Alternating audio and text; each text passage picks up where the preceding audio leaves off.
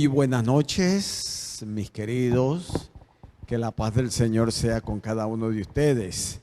Qué bueno es poderles saludar en el amor de Cristo. Y en esta noche confiamos y pedimos al Señor que sea Él quien nos use como siempre lo ha hecho y que su palabra sea glorificada en el tema que vamos a estudiar en esta noche. Pastor Segarra, ¿cómo usted está? Gracias le damos a Dios porque después de la tormenta y después de las pruebas viene la calma, viene la paz, como dice la palabra de Dios. Y nos sentimos muy felices, agradecer a Dios por todo lo que nos da a día. Lamentablemente no hemos podido tener los martes pasados por el asunto de la luz.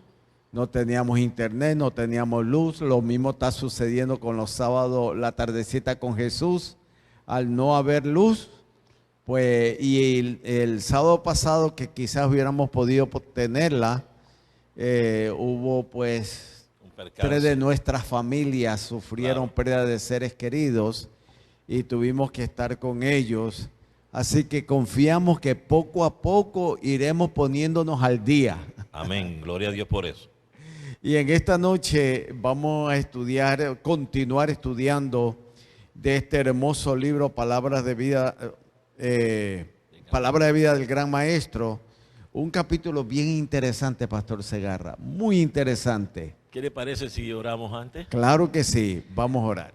Querido Dios y eterno Padre, le alabamos, le glorificamos en esta noche y suplicamos, oh buen Señor, que usted nos dé el privilegio de desarrollar este tema conforme a su voluntad.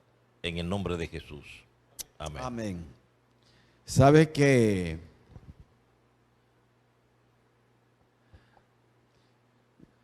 llegó nuestro pastor. Si nos quiere acompañar en esta noche, será una alegría para nosotros tenerle aquí con nosotros. El capítulo que vamos a estar estudiando en esta noche es el capítulo 21, que está basado en el Lucas 16, versículo 19 en adelante. Y lo voy a leer porque este capítulo ha sido mal interpretado por muchos de nuestros hermanos quizás de otras denominaciones y quizás también muchos de nuestros miembros también se confunden cuando lo leen. Sí, durante las edades este ha sido el punto de lanza para muchas personas creer que la palabra de Dios nos está diciendo unos eventos diferentes a lo que encierra ese capítulo. Sí. Y mira cómo dice ahí en Lucas 16, y es el único evangelio que lo presenta. Sí, el otro evangelio no lo menciona. No menciona. ¿Y sabe por qué, pastor? Y antes de leerlo, es que en la Biblia nosotros tenemos doctrinas básicas que nos identifican, pero son doctrinas basadas en lo que Dios dice en su palabra. Y antes de continuar, vamos a pedir que nuestro pastor nos salude en esta noche y salude a nuestros hermanos y amigos que se están conectando. Pastor, ¿cómo usted se encuentra? Muy bien, gracias a Dios y gozoso de estar aquí, ¿verdad?, en la casa de Dios y con nuestra fiel audiencia, diría yo, ¿verdad?, y hermanos que tanto son de nuestra feligresía como de otros lugares que sabemos que están conectados con nosotros en esta hora. Amén. Como estamos mencionando, hay doctrinas básicas que nos identifican a nosotros y esas doctrinas están bien explicadas, voy a usar ese término, en la palabra de Dios. Por ejemplo, cuando hablamos acerca del sábado, esa doctrina está plasmada en la palabra de Dios de una manera tan clara que no puede haber dudas. Y en el estado de los muertos lo mismo. Claro. La palabra de Dios no se puede contradecir a sí mismo. Cuando Dios dice algo en su palabra, a través de esos 66 libros, esa doctrina la sostiene. Es firme. Es firme. Por lo tanto, estos versículos voy a leerlos para entonces después entrar en la discusión del tema. Quizás, mi querido, no lo podamos terminar hoy, lo continuamos, porque en la última parte de este capítulo hay un llamado para nuestra iglesia, para nosotros como parte de esta iglesia. Y dice ahí en el capítulo 16, versículo 19, había un hombre rico que se vestía de púrpura y de lino fino y hacía cada día banquete con esplendidez. Había también un mendigo que llamado Lázaro, el cual estaba echado a la puerta de él, lleno de llagas, y deseando hartarse de las migajas que caían de la mesa del rico, y aún los perros venían y le lamían las llagas. Y aconteció que murió el mendigo y fue llevado por los ángeles al seno de Abraham, y murió también el rico y fue sepultado. Y en el infierno alzó sus ojos, estando en los tormentos, y vio a Abraham de lejos y a Lázaro a su seno. Entonces él, dando voces, dijo: Padre Abraham, ten misericordia de mí, y envía a Lázaro que moje la punta de su dedo en agua y refresque mi lengua, porque soy atormentado en esta llama. Y díjole Abraham: Hijo, acuérdate que recibiste tus bienes en tu vida, y Lázaro también males, mas ahora este es consolado aquí y tú atormentado. Y además de todo esto, una grande cima está constituida entre nosotros y vosotros, que los que quisieren pasar de aquí a vosotros no pueden, ni allá pasar acá.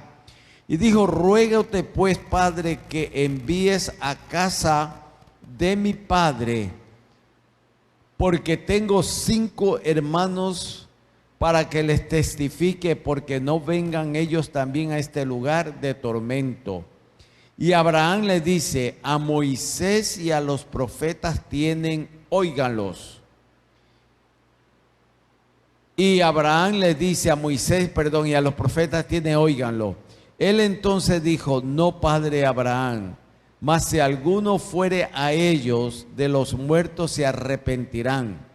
Mas Abraham le dijo: si no oyen a Moisés y a los profetas, tampoco se persuadirán si alguno se levantare entre los muertos. Es interesante cuando uno lee, compañero, este relato bíblico, que no es otra cosa que otra parábola que el Señor presentó. Y todos los símbolos que exactamente acabamos de leer ahí.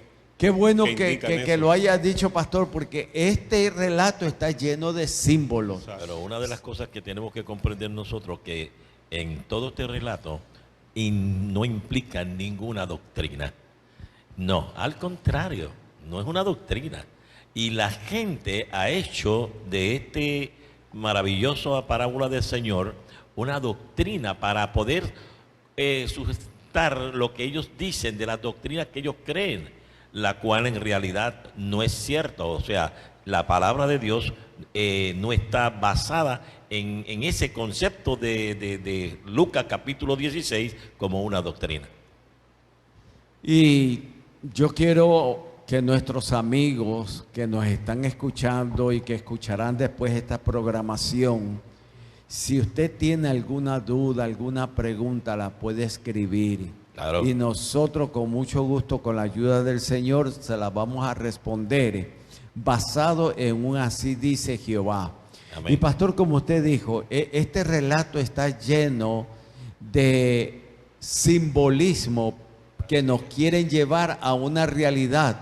Y son muchos los simbolismos que encierra este relato, que no solamente tiene que ver con el pueblo de Dios que le está hablando directamente, sino que también vamos a verlo quizás la semana que viene, cómo se traslada a nuestros días para enseñarnos una lección como pueblo de Dios.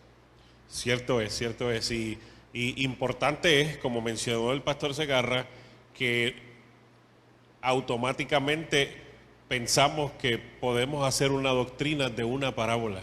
Exacto. Y lo que hemos visto incluso en todos los demás capítulos anteriores que se ha tocado cada una de ellas, hemos visto que sí tienen una enseñanza, sí tienen un propósito, como menciona el pastor, para el Señor Jesús haberlas dado, pero no para establecer doctrina. Y si buscamos en muchas de las Biblias, y exhorto, ¿verdad?, a quien tenga duda acerca de ello, que puede buscar en el mismo índice de su Biblia, donde aparece el índice de las parábolas, y presenta este relato de Lucas como exactamente una parábola, y es lo que vamos a hacer, ¿verdad?, o vamos a tratar de hacer en el tiempo que nos dé, ¿verdad?, de poder ver esta parábola y cuál es su significado. Y algo, Pastor Segarra, que me llamó la atención cuando comencé a estudiar este capítulo, es que lo menciona, porque este capítulo está basado en las parábolas que el Señor presentó en su palabra.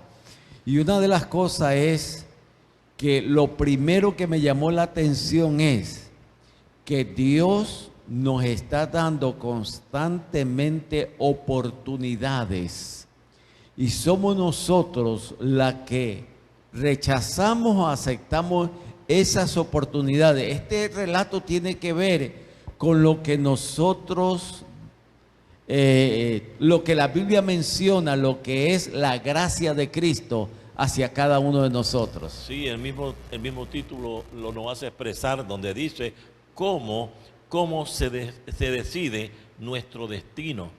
Y no hay otra manera de decir que nuestro destino se destina aquí en la tierra. Somos lo que en realidad queramos nosotros ser. Dios es un Dios de amor, y como Dios de amor siempre derrama sus bendiciones sobre todo el mundo igual, 100% igual. Aquellos que alaban y glorifican el nombre de Dios, como aquellos que no lo alaban y lo glorifican. La única diferencia que hay es que aquellos que alaban y glorifican el nombre de Dios utilizan el 100% que Dios le dice, y aquellos que no aceptan a Cristo y viven como quieren vivir, no hacen uso del 100% que Dios le da. Y otra cosa, pastor, es que el relato bíblico no está hablando en contra del rico, del que tiene dinero. No, ese no es el propósito. El propósito es llevarnos a nosotros a una realidad, que todo lo que nosotros tenemos es por la misericordia de Dios. ¿Sí o no? Sí, cierto, y es el contraste, ¿verdad?, entre ese hombre rico y ese hombre pobre, ¿verdad?, que fue lo que hicieron.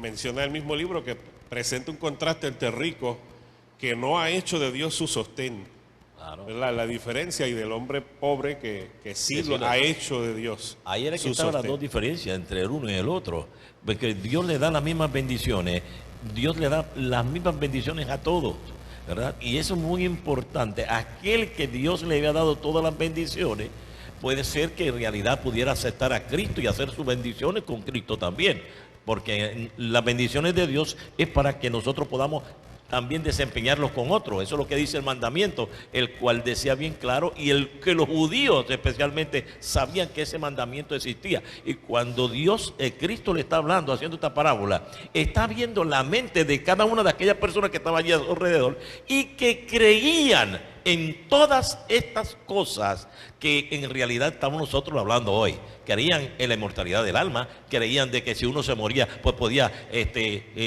guiar desde donde estaba en los destinos de los hombres aquí en la tierra, y que los muertos sabían. Pues entonces Jesús sabía todo eso y estaba viendo la mentalidad de cada uno de ellos, y es por eso que Jesús entonces dice: voy a sacar de lo que ellos saben para presentarle la verdad como es. Y Pastor González, podemos ver que qué tremendo maestro era Jesús. Sí, era algo terrible. Porque como menciona el pastor Segarra, él aprovechó, ¿verdad?, todos esos mitos, todas esas distintas creencias que ellos tenían, para de eso darles a ellos una enseñanza. Eso me va a entender, me va un poquito más adelante, cuando San Pablo se presenta en Atenas y está allí delante de todos, y lo llevan allí en donde había todos esos monumentos de dioses, y uno decía: este es fulano, este Dios es este, Dios es lo otro, y esto otro, y había uno entre todos, y aquel quién es, y dice: ese es el solamente relato al Dios no desconocido. Y entonces Pablo empieza a hablar de eso, y dice: pues a ese Dios desconocido, ese que yo soy.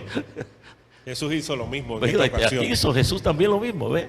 Porque en la mente de ellos era constante creer en la resurrección o no resucitaban, y había ese conflicto entre ellos, entre los judíos y los que no eran judíos. Y ahí es que Jesús utiliza su palabra para llevarlo al verdadero conocimiento. Y ahí empieza a realizar en que aquel que Dios le dio todo y aquel que le dio todo y por una X razón no lo tenía, no lo pudo utilizar como era.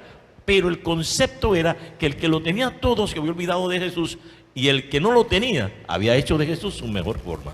Hay algo, pastor, que mientras yo estudiaba, sabe que el mensaje a la iglesia de la Odisea dice: tú pretendes que lo tienes todo. Vamos a poner en palabras.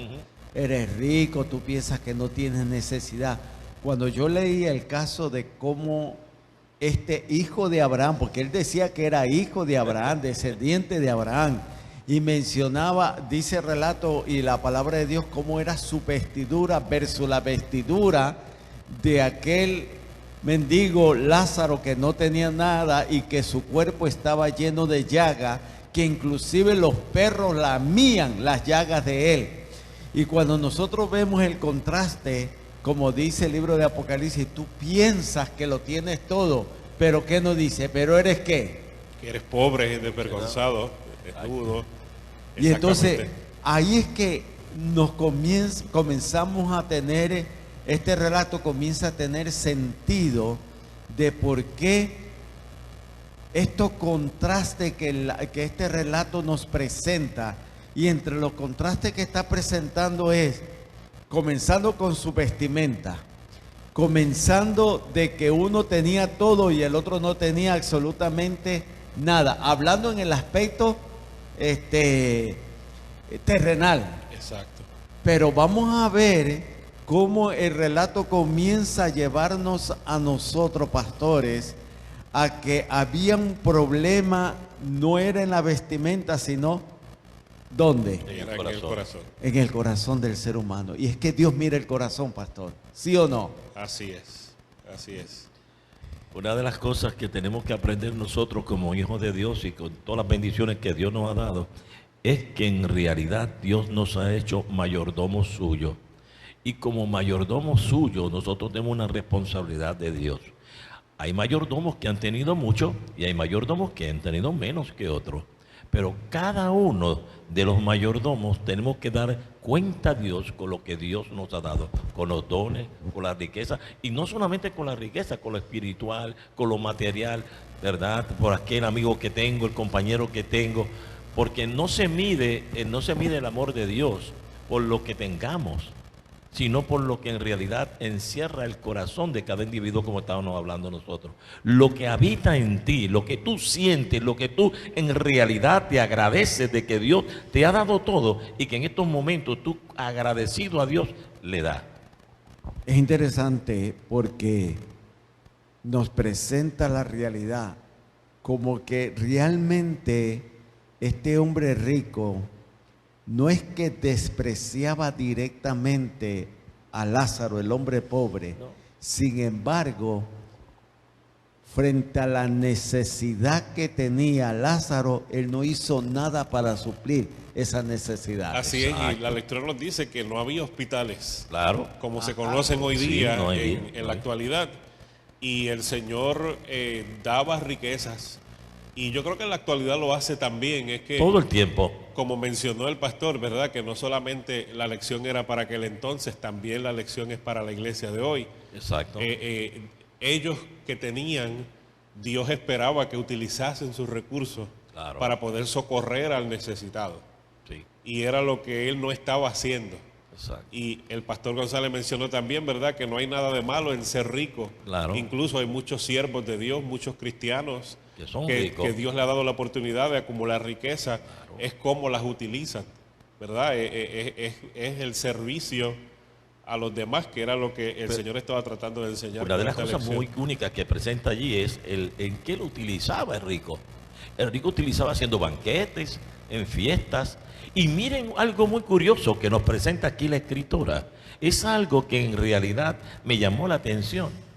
Dice bien claro a uno de los párrafos aquí, en las primeras páginas, de que el rico vendía, hacía negocios y cobraba intereses de lo que ese negocio le daba, pero no le daba los intereses ni le pagaba nada a Dios.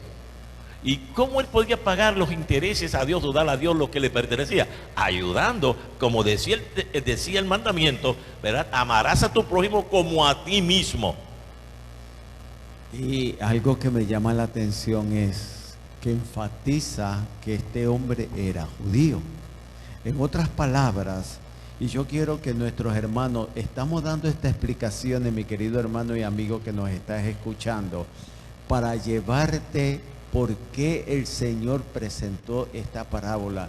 No lo está presentando como una doctrina como mis compañeros lo dicen y como muchos lo interpretan de una manera, en una forma equivocada. Este relato fue porque el Señor quería enseñar a ese pueblo que a pesar de que conocía al Dios de Abraham, le importaban más, porque dice, vamos a ver en un momento dado, que en vez de clamar a Dios, ¿clama a quién? A Abraham. Pero en vez de pedirle a Dios, pide a Abraham. Eso es uno de los otros de las cosas. Es algo que debemos nosotros recalcar, porque esto es una enseñanza que el Señor quiso dejarnos para cada uno de nosotros. Y hay algo que, como ustedes mencionaron, si había alguien que conocía el Evangelio, era rico. Era este hombre rico. Y son tantos relatos de la Biblia, pero me recuerda Juan capítulo 3 con Nicodemo, que cuando el Señor le dice tienes que nacer de nuevo si quieres ver el reino de Dios, difícil. Ese mismo pensamiento, dice el deseo de todas las gentes, vino a su mente. ¿Verdad? ¿Cómo yo tengo que nacer de nuevo si yo soy hijo de Abraham, si ya yo soy heredero del reino de los cielos? No entiendo. Y de la misma forma sucedía con este hombre. El pastor González habló algo muy importante de Apocalipsis, el mensaje de la iglesia de la Odisea, claro. Porque podemos nosotros también tener el mismo pensamiento erróneo que tenía este hombre, porque pensamos, no ahora como judíos, ¿verdad? Como cristianos pensamos que tenemos una verdad, pensamos que presentar los privilegios que tenemos como pueblo de Dios, y podemos llegar a la conclusión erróneamente de que ya eso es suficiente. Sí. Por eso el Señor le dijo, tú dices, ¿verdad? Le dice a la iglesia de la Odisea, tú dices que lo tienes todo, pero no te estás dando cuenta que te falta. Ahí está la palabra, autosuficiencia. Exacto. Aquel que lo tiene todo cree que no le hace falta nada. Y la autosuficiencia nos dice a nosotros es que yo no necesito nada, pero la utilizamos en el caso de lo espiritual. Para cuando Dios nos dice hay que hacer esto, necesitas esto, te tiene que llegar a esto, dice yo no, yo puedo hacerlo. Esto es autosuficiencia. Pero cuando hablamos en las cosas terrenales acá, somos diferentes. Pero para las cosas de Dios somos suficientes, que creemos que todo lo sabemos y que todo lo podemos arreglar. Y una de las consecuencias que habla este capítulo es que aquel hombre, el rico, dentro de todo lo que tenía, poco a poco se olvidó de la bondad de Dios y de Dios por completo. En otras palabras, pensó que lo que él tenía era porque quizás su inteligencia, su poder, su propio esfuerzo, quizás los dones, y como mencionó el pastor Segarra, se fue olvidando que quien le había dado todo. Y nosotros estudiamos, pastor, hace poco, el hombre que dijo, todo esto lo he hecho, ahora voy a derribar todo para hacer los almacenes más grandes. Porque se olvidó que todo lo que había tenido y hecho era porque Dios se lo había dado. ¿Y qué le dijo el Señor? Necio, esta noche, y lo que tú has acumulado, ¿de quién será?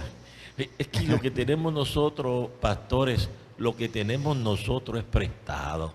Todo Dios nos lo ha prestado. Tenemos una casa, es prestada. De aquí a 10 o 15 años, o 20 años, esa casa, yo no sé de quién será. Yo vivo en una casa que la vivieron muchas personas antes Y estuvieron caminando por la sala donde yo camino y durmiendo en los cuartos que yo duermo. Ahora, en realidad, mis queridos hermanos, la riqueza es igual, es prestada.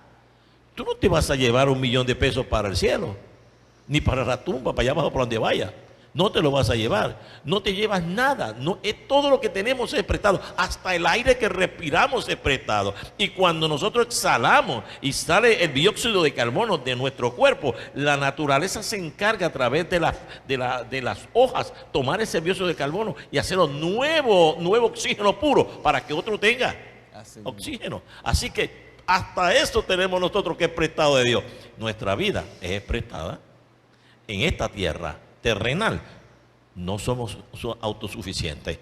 Necesitamos de la presencia de Dios cada día. Y todos aquellos recursos que Dios nos pone en nuestras manos, nosotros tenemos que, como mayordomos de Dios, saberlos utilizar. Y eso es lo que quiere la Escritura en estos momentos, que nosotros como hijos de Dios, que aceptamos a Cristo como nuestro Salvador personal, con todos los recursos, con todas las cosas que Dios ha puesto en nuestras manos, que nosotros podamos utilizarlas como dice la palabra de Dios. Sin embargo, gracias por ese lindo comentario.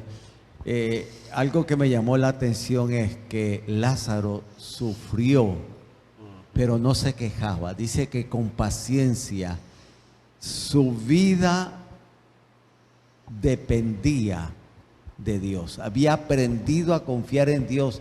Si lo vamos a poner en palabras de nosotros, en las buenas y en las malas. El otro no tenía necesidad aparentemente de nada y eso lo hizo olvidarse de Dios, pero el otro que no tenía nada dependía ¿de quién? Dependía de Dios. Dependía de Dios. De todo y dependía también, dependía de Dios en el sentido de que en realidad estaba buscando algo mejor en su vida y puso las manos en las manos de Dios, porque si no hubiese sido así, no hubiera ido al seno de Abraham, como dice el relato. No hubiera ido, porque todo que hace la voluntad de Dios y sirve a Dios tiene una garantía de que si muere recibirá la vida eterna. Y aquí entramos, pastor, que usted o el pastor Segarra mencionó que el Señor los cogió en su propio terreno por las ideas que ellos tenían. Exacto. Y el Señor les quiso presentar que eso que ellos creían se distanciaba a lo que Dios menciona en su palabra. Por eso es que no podemos hacer de este relato una doctrina, porque estaría contradiciendo lo que Dios nos ha dicho a través de su palabra, ¿sí o no? Muy, muy cierto. Y incluso es considerada una parábola alegórica, ¿verdad? Dentro de lo que es las distintas categorías, ¿verdad? Porque mire que presenta que lo que se puede entender en la parábola, que es el cielo, y lo que se puede entender en la parábola que la gente piensa que es el infierno, lo dividía solamente una montaña, un grande monte.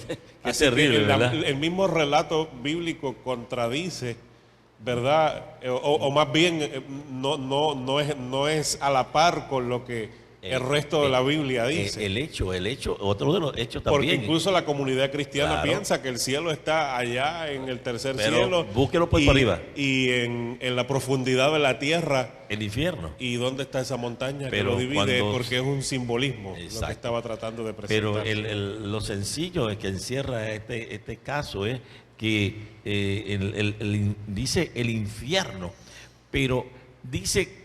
Mire cómo le dice el rico a Lázaro: ven Lázaro, permite a Abraham que Lázaro pase acá y solamente ponga el dedo, ¿verdad? Un poquito de agua. Si estaba en una llama hirviendo, un poquito de agua no le iba a hacer nada. O sea, necesitaría el cañón del Colorado con todo y el mar Pacífico para que lo pudiera aplacar Y escuché una vez a un profesor decir que qué dedo tan largo. ¿Verdad? Qué dedo tan largo. Que iba del cielo al infierno. Exacto. Imagínense. Exacto. Por eso pues entendemos que era una comparación. Pero el concepto y como del mencionamos, infierno, Señor, aprovechando lo que claro, ellos creían quiso darles una enseñanza. Cuando estudiamos y vamos al griego o al hebreo, encontramos que el infierno es la tumba, el Seol, donde tú vas. Pero la cuestión es que Dios hace una comparación. Allá en el Seol los dos, uno ya, y, ¡ay María, qué calor! El otro tranquilito, descansando. Porque como que si bueno, cuando nosotros a veces podemos hacer una comparación, ponemos animales animando y hablando como seres humanos, ¿verdad? Pues ahora Dios está haciendo algo así allá abajo, como que uno al otro, una separación que había hablándose a sí mismo. Por eso nos dice, mira Dios, ayuda, dile a Abraham que venga, si no habla con Abraham, porque Abraham también está ¿dónde? En el Seol. Otra de las cosas que me llamó la atención es que esto tiene que ver con la gracia. Amén. La gracia que el cielo me está dando es mientras yo estoy en vida. En vida. Después de la muerte, No hay minutos. no hay. Y eso queremos dejarles saber a nuestros hermanos y amigos, es que la Biblia es clara. Aquí lo que le está diciendo, en otras palabras, a Abraham, tuviste la oportunidad igual que Lázaro. Exacto. Tuviste la oportunidad, yo te presenté el evangelio que le presenté a Lázaro, te lo presenté a ti. La oportunidad que le di a Lázaro, te la presenté a ti. Pero tú no quisiste. Como ustedes mencionaron, quizás el orgullo no hizo ver la necesidad de la búsqueda y pensó que por ser hijo de Abraham lo tenía todo, pastor. Y ese era el gran dilema de los presentes. Ese era el concepto. Y ese era el mensaje que Jesús les quería llevar. Claro. Y algo interesante, en un momento el pastor Segarra mencionó el asunto de la mayordomía. Incluso el relato, ¿verdad? La escritora Elena de White lo menciona aquí en el capítulo, que Dios había hecho del hombre rico un mayordomo de los bienes que le había dado, pero también me atrevo a decir que también a Lázaro, con lo poco que tenía, también era un mayordomo. Claro. Y a veces pensamos, ¿verdad? Y esta palabra modernizada de mayordomo, ¿verdad? Que presentan en la televisión por ahí, en las novelas, que es aquel mayordomo solamente del que tiene muchos bienes. Sí, y no hay recio fuerte. Exacto. Y oprime al otro que tiene. Pero tanto Lázaro como el hombre rico, ambos eran mayordomos de lo que Dios había puesto en sus manos. Pero mira algo muy curioso. Ahí vemos a Lázaro que, pues dice la palabra, el relato de que deseaba comer aún de las migajas que caían de la mesa del amo, del rico. Pero a pesar de todo eso, no le faltó comida. No era mucha. No podía decir, bueno, aquel tiene, pero está bien, me conformo con lo que tengo. Y si tengo que pedir para poder sobrevivir, pero Dios lo mantenía con vida. Y lo más importante en la vida no es llegar a tener mucho, sino como tú distribuyes lo que tienes en tu vida para ser feliz a ti y a otros. Ahí va lo principal, porque el Señor le dice, como le da a entender, ese hombre lleno de llaga, tú tenías los recursos para darle aunque sea un bocado, pero no lo rechazaste, pero no le supliste lo que él necesitaba. Así es. El apóstol Santiago habla acerca de eso, cuando habla acerca de la fe que obra, ¿verdad? Diciendo que muchas veces de que vale de que oremos por el necesitado y le digamos voy a hacer una oración por ti y sigue tu camino, en lugar, ¿verdad?, de proveer la necesidad. Hay una palabra que mencionó el pastor que era la autosuficiencia, pero mire qué interesante, dice, el hombre rico había pasado su vida en la complacencia propia y se dio cuenta demasiado tarde de que no había hecho provisión para la eternidad. Wow. Como las 10 vírgenes. Habiendo tenido todo terrenalmente, pero se dio cuenta de que no había hecho provisión para lo más importante. Tremendo, pastor. Que es la eternidad. Pensamiento que nos debe hacer meditar a cada uno de nosotros. ¿Qué yo estoy haciendo con las oportunidades que Dios me está dando diariamente? Wow. Y quizás nosotros pensamos en aquellos que están afuera, pero este relato está directamente a al pueblo de Dios que había Así elegido es. para aquel entonces, que tenían un conocimiento vasto de lo que Dios esperaba de ellos. Pero yo también, como parte de este pueblo, sé lo que Dios espera de mí.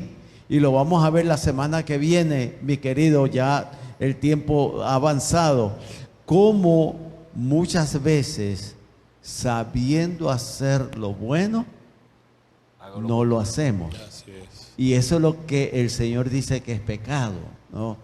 Y aquí vemos claramente cómo en un momento de necesidad, en vez de clamar misericordia de Dios, trata de clamar misericordia de Abraham. Y nos olvidamos que Abraham dependió completamente ¿de quién? De Dios. Y en un momento dado dice que siendo hijo de Abraham, no hacía lo que Abraham había hecho. No siguió ese ejemplo.